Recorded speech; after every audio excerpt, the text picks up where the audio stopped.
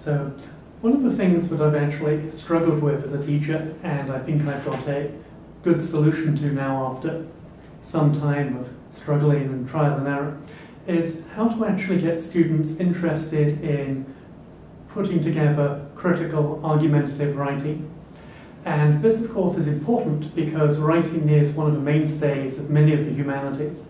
It's also important because students are going to need, either during the classroom or after their education has formally completed, to be able to express themselves and to present their views concisely and clearly. So getting students to actually engage with argumentative writing is, I think, extremely important, but it's also really challenging because it might come as a shock to some people, but students aren't naturally motivated to go out and write argumentative essays. They tend not to sit down on a Friday night and think, go to the bar, write an argumentative essay every time. So there's a barrier to getting students interested in writing. And I found that the barrier to getting students interested in writing is exacerbated in part by teaching Socratically. In most of my classes, I present scenarios or hypothetical situations to the students, ask them what their views are, they present their answers, and their arguments justifying their answers, and I then push back. And I push back no matter what the answer is, whether I agree with it or not. The idea is to get the student in class to actually start to argue. And initially I thought this would translate very easily into priming them to write argumentative papers. After all, they've been given verbal arguments, all they really need to do is just put these verbal arguments down on the page. But I found it wasn't that easy. And after some thought, I came to the conclusion that the transition from verbal argument to written argument isn't as simple as I'd initially supposed for 3 reasons. Firstly, students, as I've mentioned, aren't really that interested in sitting down and putting a considerable amount of thought into producing an argumentative paper. Secondly, the Socratic method can sometimes leave students with the entirely erroneous view that philosophical argument is just a matter of opinion, but it's just a matter of expressing what you think and then trying to support it, and that it doesn't really matter what your view is because everything's equal, it's all on a par.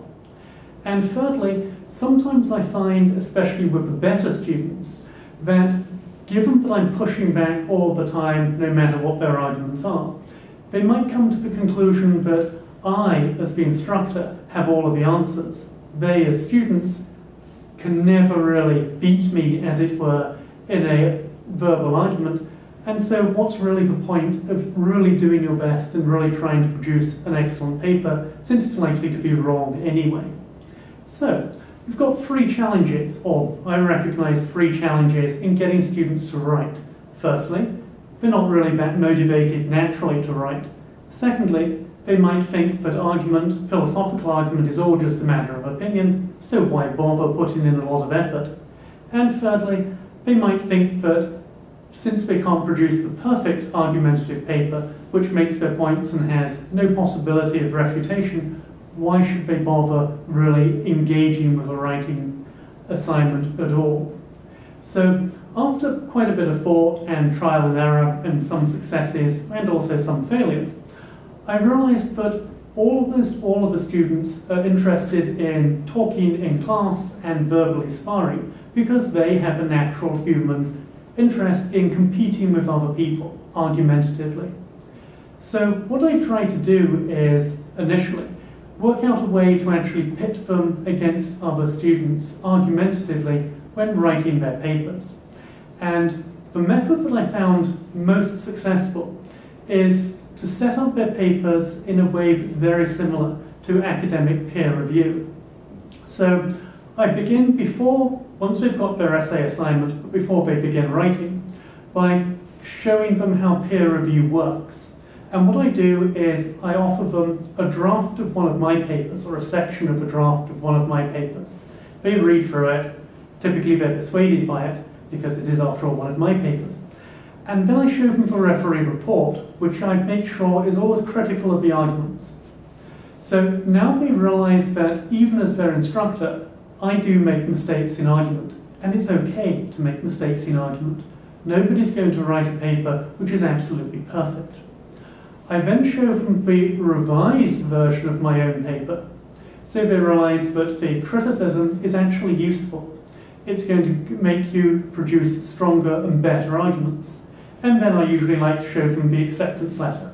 I don't tend to show them rejection letters for obvious reasons, because then they'll think, we've been taught by a moron, he did all he could, and he's still an idiot. So they understand how the peer review process works. I then put it into practice for them. They're required to produce a draft, an initial rough draft of their paper. They produce two identical rough drafts, both of which they hand in. One has their name, which I'm going to grade and give comments on. The other is anonymous. The anonymous copy is given to one of their peers, and their peers are charged with writing essentially a referee report. And students, I find, tend to really like this, because it's their opportunity to essentially demolish somebody else's arguments, and they don't know who the other person is, so they don't feel constrained by any bonds of friendship. They then are required to hand in their referee reports to me and the draft of the paper that they were addressing. I then hand back to all of the students my comments on their papers and their peers' comments on their papers, which of course are entirely anonymous.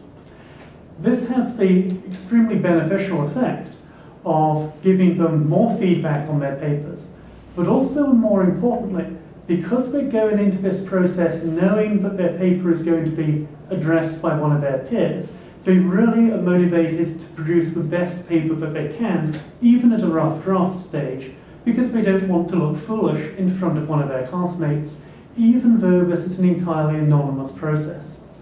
So I found that this process of quasi-peer review really motivates the students to get interested in writing and to get engaged with writing and to make the best job that they can.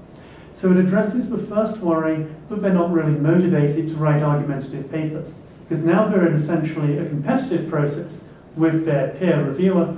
They get really motivated because they want to do well in the eyes of their peers.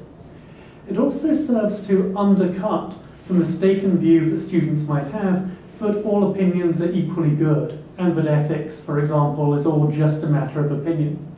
Because they see, both in my peer-reviewed paper and when they receive their own peer commentaries, that some of their arguments aren't as good as they could have been, but they can be improved and strengthened.